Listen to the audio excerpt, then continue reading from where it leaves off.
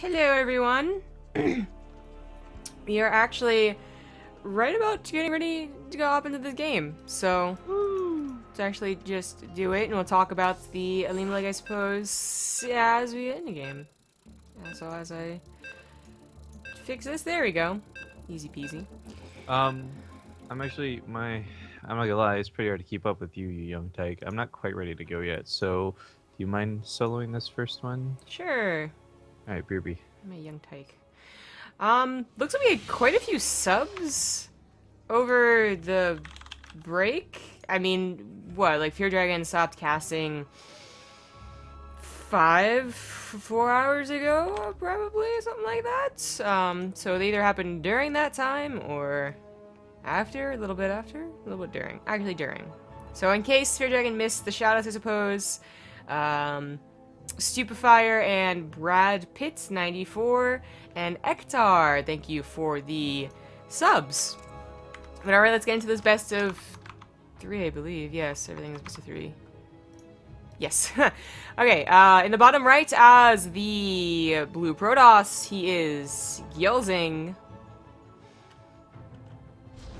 the top left as the yellow Zerg, it's Mamuri. So, Gyelzing we have seen in the past, I think like at least once. Not like a super great, like, you know, tournament contender type, but a decent enough first match versus Mamuri, who is... we most know him for, I guess, is 2v2. He's a decent Zerg. Again, kind of not in that tournament contender spot quite yet. Maybe round of 4 semifinals if he has a good bracket. But today's bracket is actually really quite good. A lot of people have already been noting. I mean, it's a nice full bracket, first of all, although we still are, you know, doing walkovers and whatnot. We have a couple of the foreigners, basically. Right, we have Neeb and No Regret signing up, but I don't know if they've checked in. Of course, all the notable Koreans, we usually see Solar, Natural, that up-and-comer is actually doing pretty well. Gumiho, Hurricane, Keen, Shine, which is, yeah, apparently that Shine. The old one from my, what was it, Samsung Galaxy? And Alive, Forte, and Bien, like all the regular names, of course, as well as a couple of new ones. So that's pretty cool. It's exactly what we want from the Olimoleague. If this has piqued your interest, you don't know what this is. This is a weekly crowdfunded tournament, or has been for over a year. So if you're interested in either getting a couple of, I guess, perks, or just in supporting the Olimoleague, you can go to patreon.com/Olimoleague, which is being spammed in chat right now. But of course, with the recent months, been 2 months now, almost, you can also go to twitch.tv/Olimoleague to see a live studio broadcast. It's not the monthly finals, so the players aren't in booths, but you do have Korean casters at the studio that they use for the monthly finals.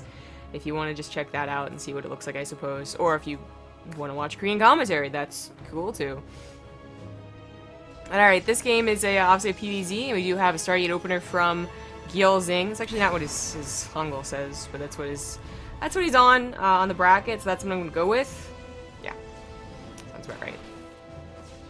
Overlord speed is not quite done, so Mamuri sending his Overlord in a little too soon might just lose it. This one is pretty safe, but this one didn't have to die.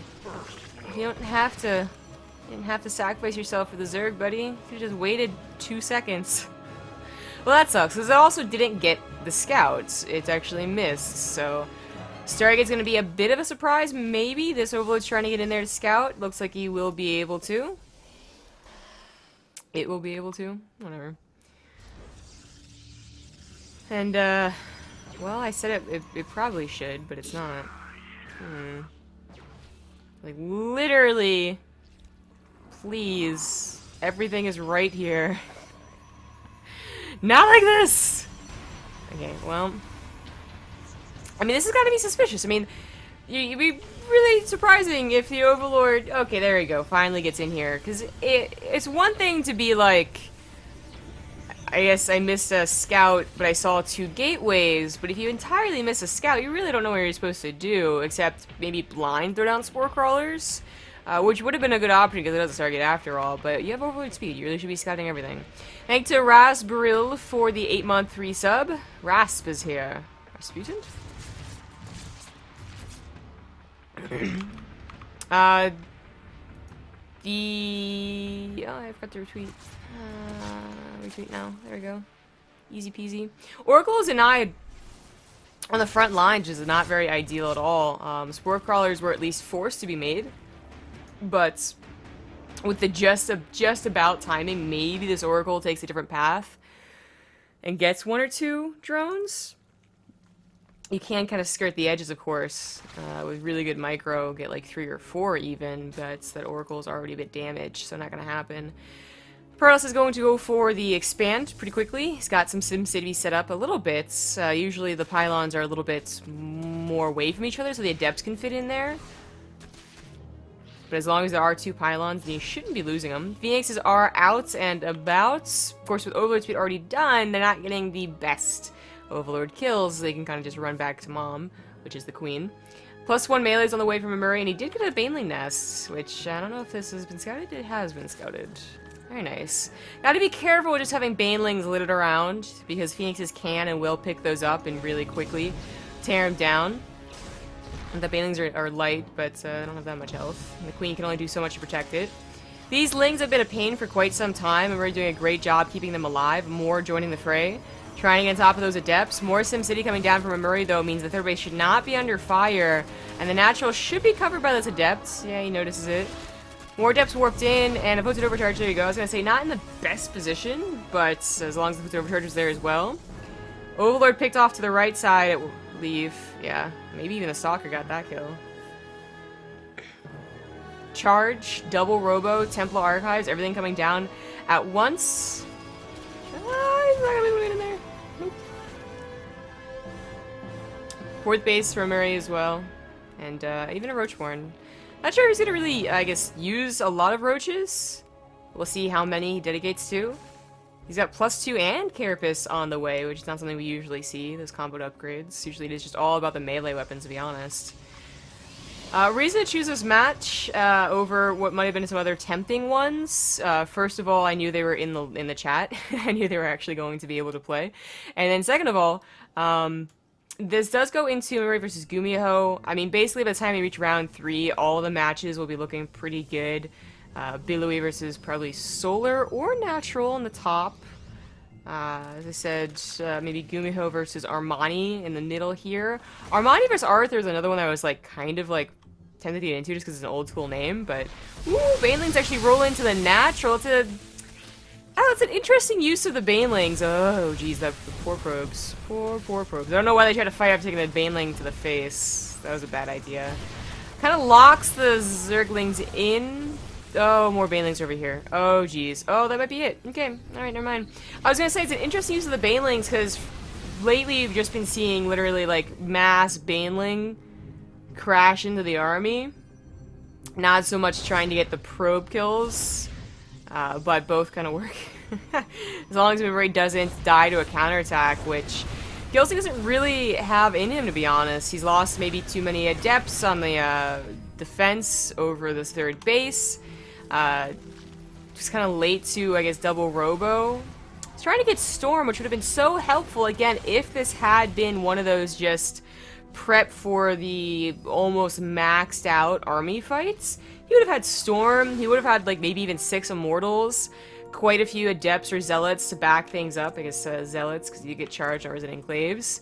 Instead, he had a very small army that was unable to even predict the Banelings rolling in, so they were entirely out of position. And the loss of almost over 30 probes is already pretty damn bad. At least he saves his main base from getting Lings in it. Not that there's many probes to save. And 19 more just went down, bringing him to a total of 30. But Murray is really looking just to dominate here. A couple Archons were formed instead of the High Templars getting energy. These are going to be, I guess, useful in a short amount of time, as opposed to the Storm, which might have died, might have been rolled on in with Banelings, or might just not have been ready by the time the second attack happened. Oh no, this Archon's stuck because of the pylon. Little awkward. No banelings here, and honestly, I mean, Mamuri still has the opportunity to throw away a perfectly good army and a perfectly good lead if he throws a 30 banelings into like 4 Archons. But he's up 60 supply, so much of that is in workers, so much. Phoenixes have been left basically alone because they're kind of useless. They could have come back and maybe picked up a couple of banelings, but it would have been very hard for them to feel useful. I mean, it's kind of like... Phoenixes, I mean, they've always sucked versus mass laying attacks. You know, that's why third base can be cancelled if you do an attack on third base. You see a Stargate opener. Hello. Hello, but they really, really feel useless here. They can't even pick up, like, key Ravagers or anything like that, because Mamuri didn't bother making them.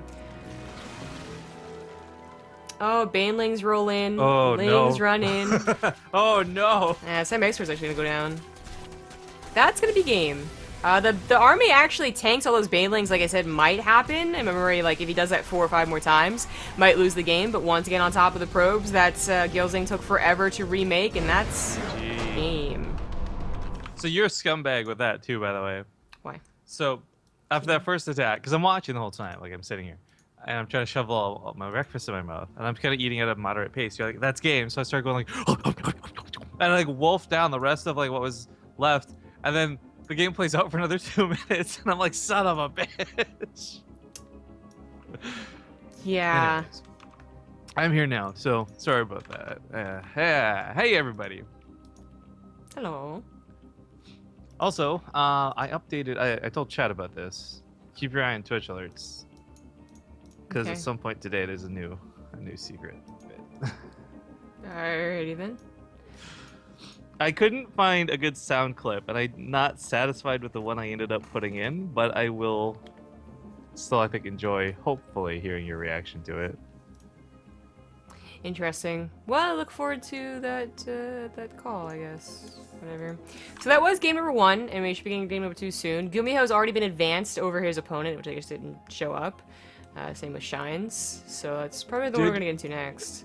Did either of the Foreign Hopes show up? Yeah, I don't think they did. Oh, that's really disappointing. I hope they did. Looking at the chat, I don't see their names, at the very least. I don't actually have them added on Korea, so I wouldn't know what accounts they're on. Like if it's actually them, or if they have what is the equivalent of foreigner barcode. That's a good point. Sure, Lydia could tell us. I just realized that with the seating, Olimoleague is so sexy with the seating sometimes. Sometimes it's terrible because we just have all the Protoss play all the Protoss. But as soon as there's the very large potential for Solar versus Beyond in the finals. Yeah, she might have done that on purpose. I don't know. Natural is looking better and better, but Solar is also looking better and better. So I don't. Oh, so I didn't show up. JK. Just kidding. Well, now we have the potential of a Kuro Beyond finals, so not that much going for us. By the way, if Mamuri wins the series, and that first game kind of makes it look like he just may, him versus Gumiho, I think is going to make a really nice round 2 match. What does the fox say? I'm not even sure what the video was. It was so blurry. Oh no, does it show up really barely like on stream? Yeah, I really couldn't see what it was. I had to get it. Hang on, let me run that test. We'll run that test. I did this kind of ninja stealth while Ravi was casting, and I realized like, oh, I don't know if he's using Twitch alerts or not. Like, if I test this might show up on stream. Let me run a test again. You ready? Yep. What does the fox say? Oh, there we go. I mean, what a video with what a saying. It's like I said, not totally. It's a shout him out. Secondly, I hurt myself doing that yesterday. Yeah, I saw you talking about something. Well, now we know. Was that worth it? Mr. Boris, thank you very much. This puns are the baneling of my existence. They have this habit of tearing me apart. They're just not good if you know what I Marine. I like Gilzing. He makes it with the correct mod and gives me host. Whoa, Gilzing. This is suspicious. I'm telling you, all these Koreans, they saw what Alive was doing, and they're like, oh, well, we went on that foreign crush train. Zombie Senpai, notice me. I see some discussion about what the Olimoleague is, and while I went over the Patreon, I suppose I didn't go over the creation of it, so I'll do the intros and clear up, I guess, the misinformation. In the bottom left, as the blue Protoss, it is Gilzing. And his opponent on the opposite side of the map, spawning yellow, it is Mamuri. And the Olimoleague is really cool because it's it's actually been through a lot. You guys haven't seen a lot of the behind the scenes stuff. Nowadays, it's partnered with Twitch Korea. There's actually live studio broadcasting for the monthly finals, bigger prize pool, attracting more players, trying to get some of the Kespa teams involved. Rewind this to about a year and a half ago. We first started the idea of the Olimoleague with Olimoleague. It was like, okay, who can we get together? And it'd be like 4 Koreans, some of the MVP guys, and it was a small prize pool. So we did some crowdfunding for it instead of having $100 barely for the weeklies. With your help and your support, we were able to grow this really big. And there's still the Patreon, and there's still really cool rewards like replays and stuff from each of these events. But every bit, this is one of the few. Like, IEM doesn't pay us, DreamHack doesn't pay us, WCS doesn't fucking pay us, the Olimoleague pays us.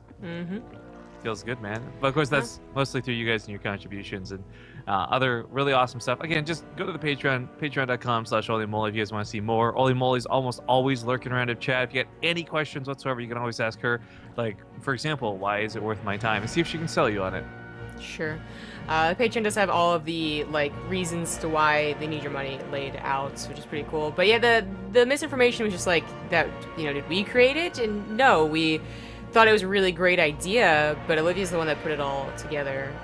Patreon, contacting Koreans, all that type of stuff. So we cast it. We certainly helped it. But she's the brains, I suppose.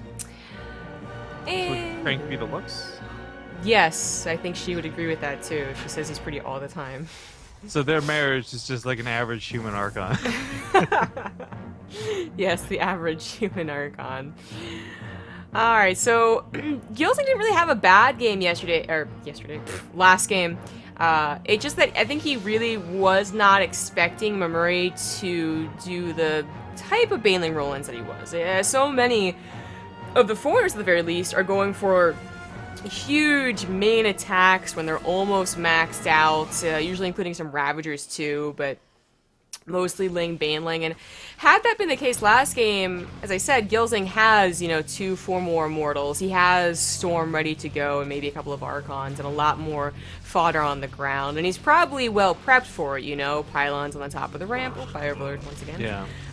But instead it happened like it did, which was 2 attacks to the west and east, and he had no idea they were even prepared for that. So that was really a lack of scouting that killed him, in my opinion. Some people are asking, by the way, going back to that point, still about Zest and Dark and others, and the thing is, it's been absolutely without question that they couldn't play, like no Kespa players could really participate in this whatsoever. After getting partnered with Twitch Korea officially, and I guess the studio broadcast has brought a lot of legitimacy to the Olimoleague, and some of the Kespa teams are starting to let their practice partners play right now. Yes. Hopefully, I'm hoping a month or two we start actually having some of the Kespa players themselves show up and play. Yeah. Well, it would only make sense because Pro League is almost done. I'm pretty sure the grand finals are in a couple of weeks here, so there's only 2 teams anyway left over. Unless they're planning some postseason thing, which they might be, I have no idea. But yeah, Pro League ended a little bit earlier this year, like a month and a half earlier. And you'd hope that they're going to take advantage of the Olimoleague. It's nice to see so many, a variety of faces though show up, and actually show up, by the way. Neeb and No Regrets. No Regret goes up against Alive right now, which if this had timed out perfectly, I would have actually caught over whatever else is happening to see how No Regret is performing. Didn't perform so well in the North American Passport qualifiers the one time we saw him, but... No, he's got a girlfriend now. Yeah, of course, yep. That's probably the reason. But Neeb certainly still... one of the only foreigners to get a win under his belts for the Olimoleague, so...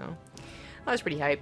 Once again, Banelings. Once again, +1. This could just be thrown down right now, though, for defensive purposes. He's a little supply blocked, too. So, as it wasn't a Stargate opener, there are there should be more potential for safety of the third base, but he has to get a probe over there first for pylons.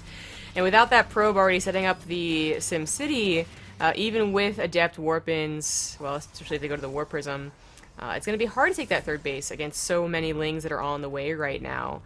I don't think he knows about the warp prism. It's going to derp out for a second, of course, on the air blockers, but this could time out poorly for Mamuri or just perfectly for him. Banelings are about to form in.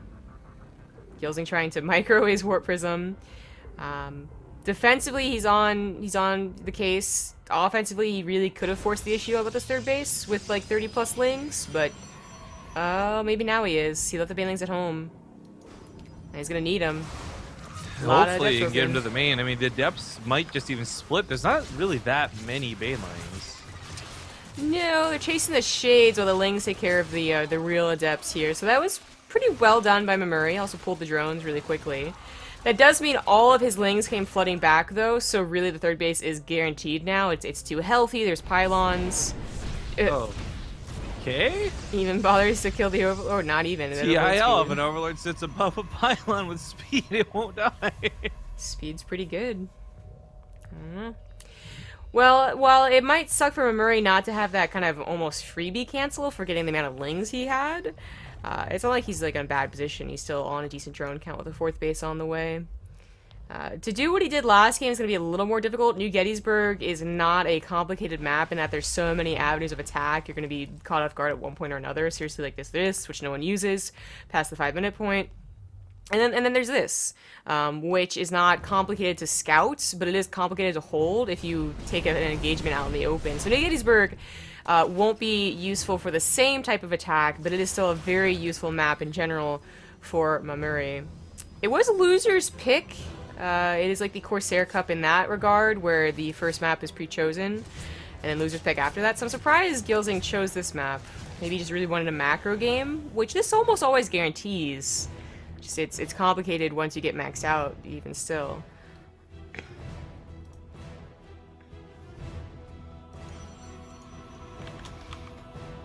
Well, the amount of lings roaming around the map right now is certainly scary. The weapon upgrades are going to be really nice if they can get on top of anything, but I don't feel like Mamuri's got the numbers to really throw his weight around and jump on top of this army, like, for nothing. Mm-hmm. It's not a very powerful looking army. As I said, this should be something that Gilzing can react to fast enough. His army is not that bad, and in fact it's a lot of blink stalkers which are going to be able to take a hit or two, as well as hopefully blink away. I mean, ideally the force fields come down though, so you know, shouldn't take any damage whatsoever, but still held. And that's the type of attack that worked so well last game that just was going to be a little bit wasteful this game, and I certainly think it was. But Murray still, you know, he tried, it didn't work, whatever. He still has round 2, 3, 4, 5, 6, as he's on 4 bases. Now he's going to be on, 77 drones, too. Got a couple of spine crawlers coming down somewhere. Ah, 4th base. He's set up for a long game. Gilzing, this is always so dangerous. I almost don't know why Protoss do this, at least without a mothership core. Like, I understand the idea of wanting to pressure or hit the Zerg before they have 20, 30 banelings, but the risk of getting surrounded, those things just died for nothing. The risk of getting surrounded in the middle of the map without a recall and escape path is just, it's so dangerous, because even if you have a lot of force field, it's such a big, wide open area, those are hard to use to retreat. I like that he goes to the north, I guess, over this whole thing right here, but it's still a wide open area. Ooh, overlords. Ooh. Ooh, neat. Force fields do come down. Ravagers can either predict the force fields and then roll in with the banelings, which can be devastating, or go for the heart of the army. Or go for the war prism. They should probably go for the war prism. Oh, they get all the sentries. And Ling's counterattacking right here. Yeah, Gilzing definitely needs more warped in. Hopefully the Lings don't bypass the Adepts. Now, this army's pushing in. It's Blink Stalkers only at this point, and like one Immortal's trying to help out. As I said, they can take a couple of shots from the Banelings. Actually, Ling Floods might be better off here. Remember, Murray has some pretty decent upgrades at 2-1 over just 1. Queen should be involved in the fight too, or at the very least, again, trying to snipe this damn War Prism. There we go. Does get it, and that's probably going to end Yelzing's attack. He gets fully surrounded by the Lings. Oh dear. Yeah, that army supply just looking a little bit too much. I mean, the +2 weapons is already pretty tough. You got to consider those Banelings are going to destroy anything they touch. But the Lings just destroy the Stalkers. They try to escape. Not going to happen. Blink comes off cooldown, but only nothing. You don't blink anywhere. You're just blinking to buy a few more seconds of time, and there's just nothing at home to run back to. That's the worst part about this. Yeah. 2 Stalkers get home to what is newly formed 2 Archons. Oh, those Banelings are going to bust this right open. Yeah, not exactly the best unit against it, but it's like anything will work at this point. Tripling the army supply of Yelzing right now. Infestation pit all in the way. Base is gonna get bust here. Doesn't matter about poison overcharges. And that's totally game. Totes my goats. Well, that's actually really well handled by Mamuri. I mean, I like him for a lot of reasons. I expect, with the amount of ZVPs we've seen specifically on this map casting foreigners, I wasn't so surprised to see him take advantage of this map in the exact same ways you'd imagine he would. Big open engagement areas, huge surrounds. Back at home, by the way, he has been taking some damage, but not nearly enough to justify losing everything back at the other side of the map. So congratulations to Mamuri. He'll move on to fight against Gumiho next. Yes. So that might just be what we follow into. Neeb, I guess Neeb is probably the other. Neeb and Beyond are probably the people that people want to see, I guess. But where'd he go? I missed him the first time I looked at the bracket too. He's up against Chan Kim.